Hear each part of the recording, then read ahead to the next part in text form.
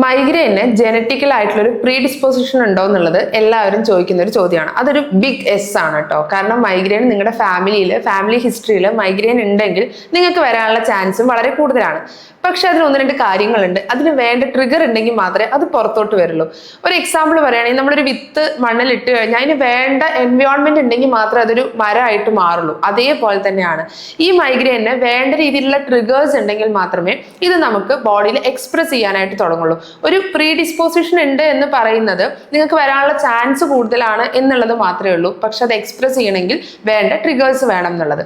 And ഈ ട്രിഗേഴ്സിനെ നമുക്ക് control ചെയ്യാനും ഈ ട്രിഗേഴ്സിനോടുള്ള നിങ്ങളുടെ ബോഡി റെസ്പോൺസിനെ നമുക്ക് മോഡിഫൈ ചെയ്യാനും പറ്റിക്കഴിഞ്ഞാൽ ഒരിക്കലും ഫാമിലിയിൽ മൈഗ്രെയിൻ ഉണ്ടെന്ന് പറഞ്ഞിട്ട് നിങ്ങളും ബുദ്ധിമുട്ടേണ്ടി വരില്ല. യൂഷ്വലി ഉണ്ടാകുന്ന ഒരു കാര്യം എന്താണെന്ന് വെച്ച് കഴിഞ്ഞാൽ എൻ്റെ അമ്മ വർഷങ്ങളായിട്ട് മൈഗ്രെയിന് മെഡിസിൻ കഴിക്കുന്നതാണ്, അതുകൊണ്ട് ഞാനും അങ്ങനെ തന്നെ ഇനി കഴിച്ചു പോകണം എന്നുള്ളൊരു ചിന്തയാണ് മിക്കവാറും ഉള്ള ആൾക്കാർക്ക് ഉണ്ടാവുന്നത്.